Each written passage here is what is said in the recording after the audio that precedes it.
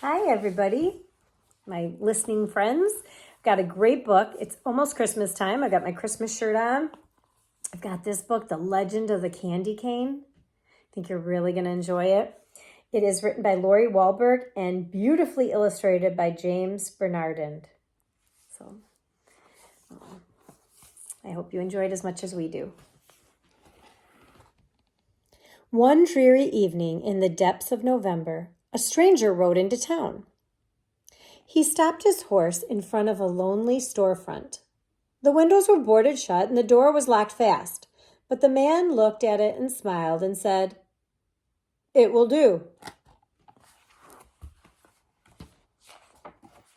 All through the gray short days and the long nights of November, the man worked.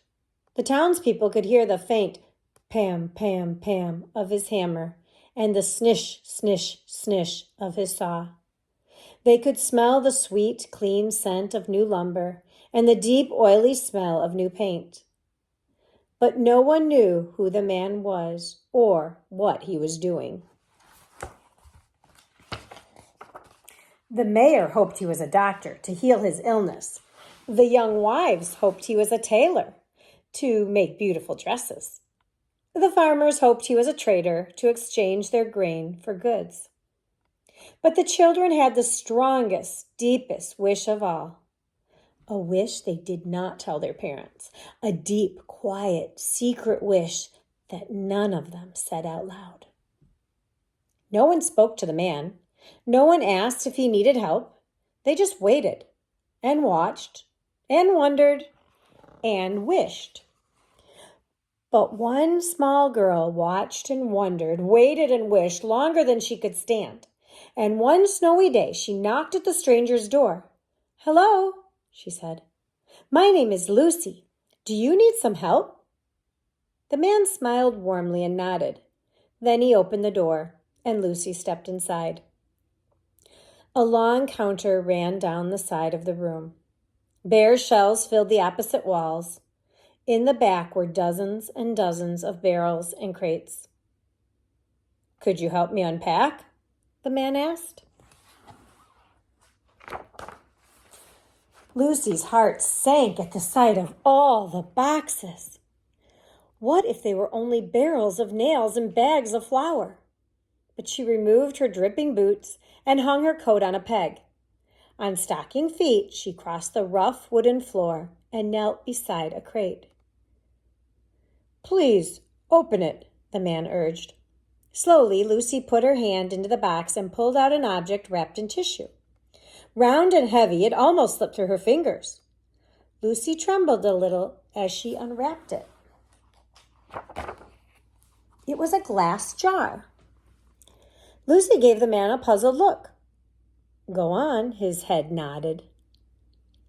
So she unpacked another glass jar, and another, until she was completely surrounded by jars of all shapes and sizes, tall and thin, round and squat, jars with lids and jars without. "Now," the man said, "for something to put inside." And he pulled over a huge crate stamped with a strange word. Can you see what it says? It says confections. Any idea what that means? It means something yummy.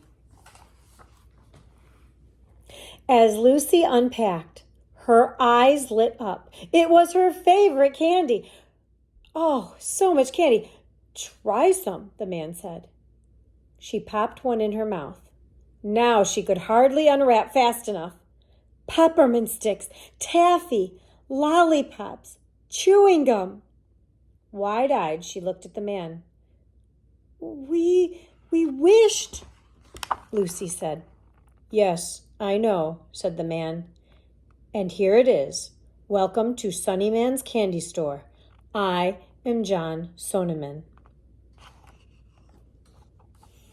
Soon the small store was filled with candies gleaming in their glass jars, raspberry suckers and tiny lemon drops, brightly colored jawbreakers and long tangles of licorice, pink and white peppermints for church, and butterscotch balls for company.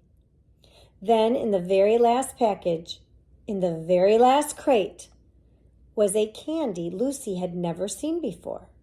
A red and white striped candy stick with a crook on the end. "What is it?" Lucy asked. "This," Mr. Sonneman explained, "is a candy cane. It is a very special Christmas candy." "Why?" Lucy asked. "Tell me," Mr. Sonneman said. "What letter does it look like?" Lucy took the candy and turned it in her hand. "J," she said. "Yes," Mr. Sonneman smiled. "J for Jesus, who was born on Christmas Day."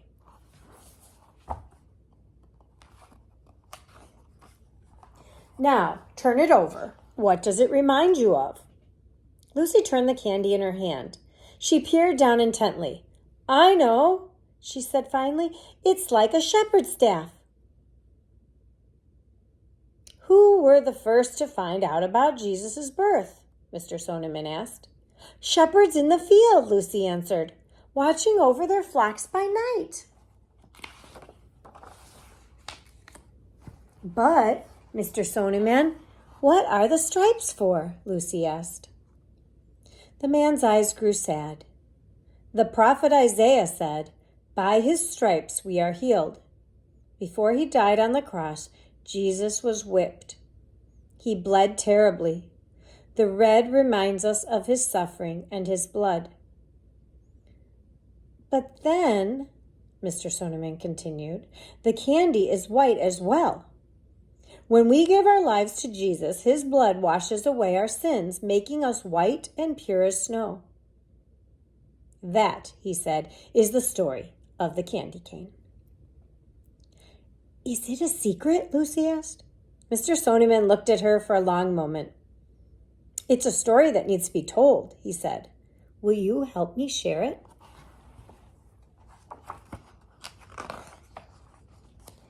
It was now the depths of December.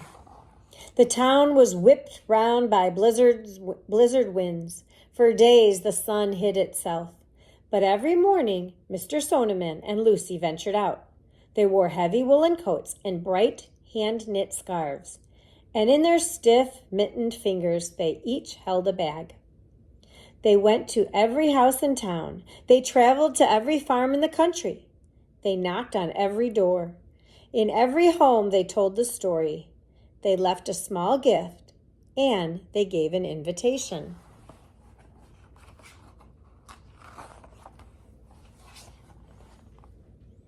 On the afternoon of Christmas Eve, the sun finally broke through the clouds, and Sonneman's candy store officially opened.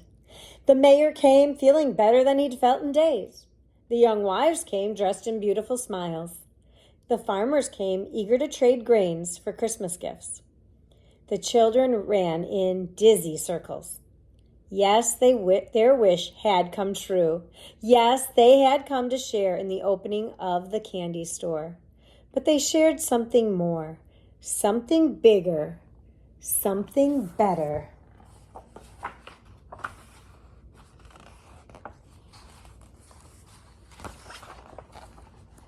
On that Christmas Eve, they shared the story of the candy cane. They told of the miracle of Christ's birth, the misery of his death, and the mercy of his love. And on the back here it says, the history of the candy cane. The traditional candy cane was born over 350 years ago when mothers used white sugar sticks as pacifiers for their babies. Around 1670, the choir master of Cologne Cathedral in Cologne, Germany, bent the sticks into canes to represent a shepherd's staff. He then used these white candy canes to keep the attention of small children during the long nativity service. The use of candy canes during the Christmas service spread throughout Europe. In Northern Europe, sugar canes decorated with sugar roses were used to brighten the home at Christmas time. In the mid-1800s, the candy cane arrived in the United States when a German-Swedish immigrant in Wooster, Ohio, decorated his spruce tree with paper ornaments and white sugar canes. The red stripe was added to the candy cane at the turn of the century when peppermint and wintergreen were added and became the traditional flavors for the candy cane. Some sources say that a candy maker in Indiana developed the candy cane as a witness of Christ's love. While we may never know the full history of the candy cane, we can share in the truth behind its symbol, the truth of Christ's birth and redemption, and the gift of love. I hope you enjoyed this book, and this would be a great one to add to your collection if you want to pick it up at the store. Go enjoy a candy cane if you like them.